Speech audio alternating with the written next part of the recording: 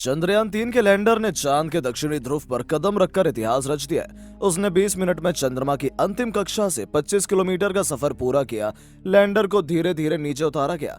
5:30 पर शुरुआत में रफ लैंडिंग बेहद कामयाब रही। इसके बाद 5:44 पर लैंडर ने वर्टिकल लैंडिंग की। तब उसकी चंद्रमा से दूरी 3 किलोमीटर रह गई थी। आखिरकार लैंडर ने 6:04 पर चांद पर पहला कदम रखा। इस तरह भारत चांद के दक्षिणी ध्रुव पर लैंडिंग करने वाला दुनिया का पहला देश बन गया। इसी के साथ भारत चांद के किसी भी हिस्से में यान उतारने वाला दुनिया का चौथा देश भी बन गया है। इससे पहले अमेरिका, सोवियत संघ और चीन को ही ये कामयाबी मिली है। अब सभी को विक्रम लैंडर से प्रज्ञान रोवर के बाहर आने का इंतजार है। धूल का गुबार शांत होने के बाद ये बाहर आएगा। इसमें करीब 1 घंटा 50 मिनट लगेगा। इसके बाद विक्रम और प्रज्ञान एक दूसरे की फोटो खींचेंगे और पृथ्वी पर भेजेंगे।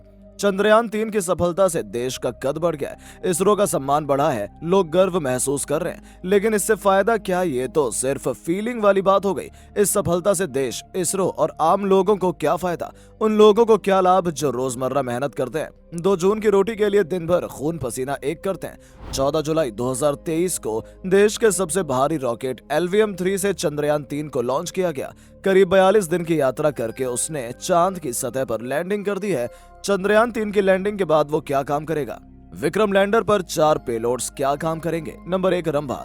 ये चांद की सतह पर सूरज से आने वाले प्लाज्मा कणों के घनत्व, मात्रा और बदलाव की जांच करेगा। नंबर 2, चास्टे। ये चांद की सतह की गर्मी यानी तापमान की जांच करेगा। नंबर 3, इल्सा। ये लैंडिंग साइट के आसपास भूकंपीय गतिविधियों की जांच करेगा। Number 4, laser retro reflector array. ये चांद के डायनामिक्स को समझने का प्रयास करेगा। प्रज्ञान रोवर पर 2 पेलोड्स हैं, वो क्या करेंगे? Number 1, laser induced breakdown spectroscope. ये चांद की सतह पर मौजूद केमिकल्स यानी रसायनों की मात्रा और गुणवत्ता की स्टडी करेगा, साथ ही खनिजों की खोज करेगा। Number 2, alpha particle X ray spectrometer. ये एलिमेंट कंपोजिशन की स्टडी करेगा, जैसे magnesium, aluminium, silicon, potassium, calcium, tin और लोहा। इनकी खोज लैंडिंग साइट के आसपास चांद की सतह पर की जाएगी। वैज्ञानिकों के लिए क्या है फायदा? कुल मिलाकर विक्रम लैंडर और प्रज्ञान रोवर मिलकर चांद के वायुमंडल, सतह, रसायन, भूकंप, खनिज आदि की जांच करेंगे। इससे इसरो समेत दुनिया भर के वैज्ञानिकों को भविष्य की स्टडी के लिए जानकारी मिलेगी। रिसर्च करने में आसानी होगी। ये तो हो गई वैज्ञानिकों के लिए फायदे की बात। देश को क्या फायदा होगा? भारत दुनिया का चौथा देश है जिसने ये सफलता हासिल की है। इससे पहले ये कीर्तिमान अमेरिका, रूस और चीन ने स्थापित किया था।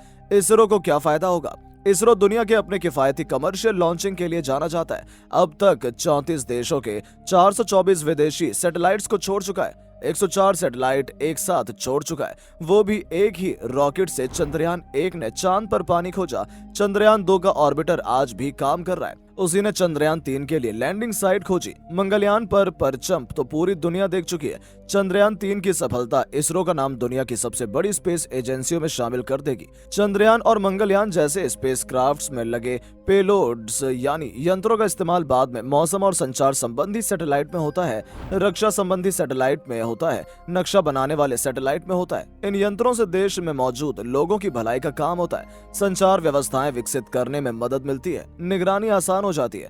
भारत से पहले रूस चांद के दक्षिणी ध्रुव पर लूना 25 यान उतारने वाला था।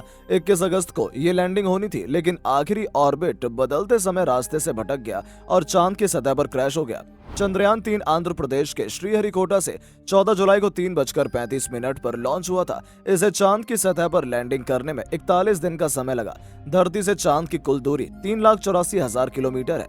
लैंडिंग के बाद अब क्या होगा? डस्ट सेटल होने के बाद विक्रम चालू होगा और कम्युनिकेट करेगा। फिर लैंडर प्रज्ञान की फोटो खींचेगा और प्रज्ञान विक्रम की ये फोटो वो पृथ्वी पर भेजेंगे। दोस्तों, आपको हमारी वीडियो कैसी लगी कमेंट करके जरूर बताएं और ऐसी ही रोचक और मजेदार वीडियोस के लिए चैनल को सब्सक्राइब करना ना भूलें। धन्यवाद।